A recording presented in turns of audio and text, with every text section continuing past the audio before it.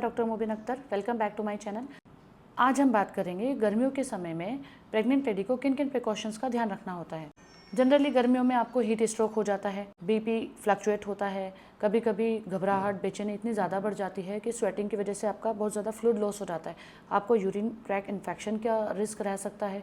अब urine infection की वजह से आपका फ्लूइड लॉस हो रहा है, स्वेटिंग की वजह से आपका ज़्यादा फ्लूइड लॉस हो रहा है, तो उसकी वजह से आपको थोड़ा घबराहट बेचैनी ज़्यादा रह सकती है। कभी कभी प्रेग्नेंट लेडी कंप्लेन लेके आती है, स्पेशली गर्मियों में, कि मैडम मूवमेंट कम लग रही है। हम जैसे अल्ट्रासाउंड करवाते हैं, सोनोग्राफी में बच्चे के आसपास पानी की कमी आ जाती है, A5 अगर फ्लक्चुएट होता है तो हमें कुछ फ्लूइड या प्रोटीन डाइट एक्स्ट्रा देनी पड़ती है पेशेंट को। कभी A5 इतना कम होता है कि हमें फ्लूइड वगैरह लगाना पड़ता है, पेशेंट को ड्रिप लगानी पड़ती है, पाउच या कैप्सूल्स वगैरह पानी के बढ़ने के देने पड़ते हैं।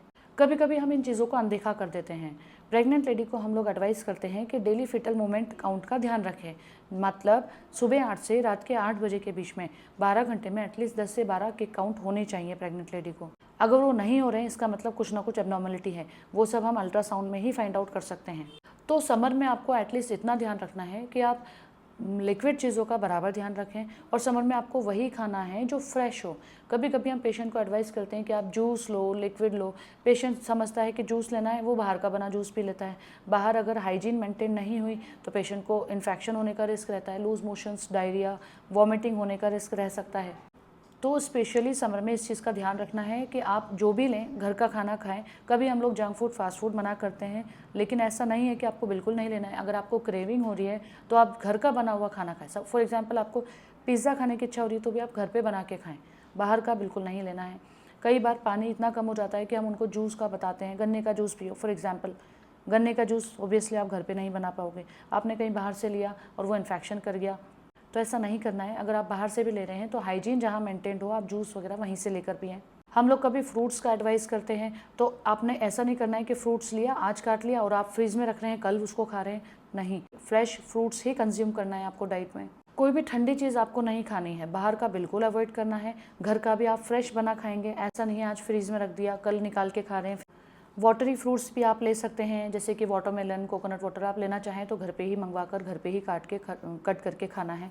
बाहर से फ्रूट सैलेड बना के कभी नहीं खाना है। नेक्स्ट इंपॉर्टेंट थिंग, हम कई बार डॉक्टर्स आपको प्रिस्क्राइब करेंगे कि आप वाइटल-जेड पाउडर या ग्लूकोन डी या ORS पाउडर भी ले सकते हैं। तो फॉर एग्जांपल आप गर्मियों में, पहली बात तो गर्मियों में आपको बाहर निकलना ही नहीं है।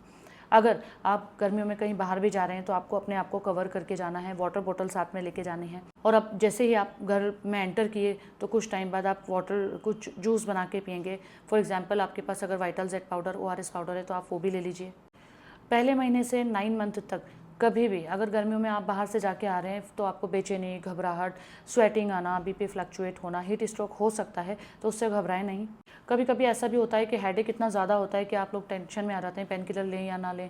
हेडेक होना, ब्लरिंग विजन होना, वीकनेस सा, लो एनर्जी सा फील करना, ऐसा कुछ होता है तो आप तुरंत थोड़ा वाटर ORS पाउडर वगैरह मंगा के, वाइटल-जेड पाउडर बना के जूस की फॉर्म में बनाकर आप पी सकते हैं। दूसरा जो चीज़ होता है, आप चाहें तो थोड़ा बहुत सौंफ का पानी या मिश्री का पाउडर ये भी बना के घर पे रख सकते हैं। जैसे आप बाहर से आ रहे हैं, फॉर एग्जांपल अगर आप वर्किंग लेडी हैं, कुछ अपने जॉब के लिए बाहर जा रही हैं, तो जैसे आप घर पे एंटर करती हैं, कुछ टाइम बाद आप कुछ सौंफ का पानी, मिश्री का पानी या ग्लूकोन डी पाउडर पी सकती हैं। इससे भी आपको एक इंस्टेंट एनर्जी भी मिलेगी, प्लस जो लो एनर्जी लेवल है वो भी थोड़ा सा अप होगा। तो ये सब चीज़ें आपको एक हीट स्ट्रोक से बचाने में हेल्प करेगी।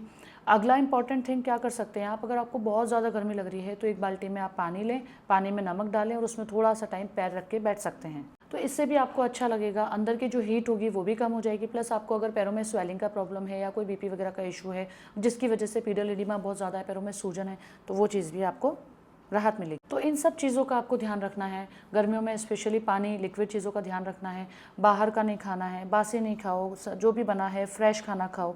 पुराने दिन का खाना बना हुआ है, फ्रीज में रखा हुआ है, उसको गर्म करके खा रहे हैं, ये चीज़ बिल्कुल अवॉइड। इसके अलावा आप छाछ, लस्सी, लेमन वाटर वगैरह भी यूज़ कर सकते हैं। क्लोथिंग का ध्यान रखना है, आपको क्लोथिंग का भी कॉटन बेस्ड क्लोथिंग ज़्यादा यूज़ करनी है प्रेगनेंसी में। इसके अलावा भी अगर आपको कोई भी क्वेरी हो तो आप कमेंट बॉक्स में आपके क्वेश्चंस पूछ सकते हैं, हम अपना बेस्ट देंगे आपको। For more videos and updates please like and subscribe my channel.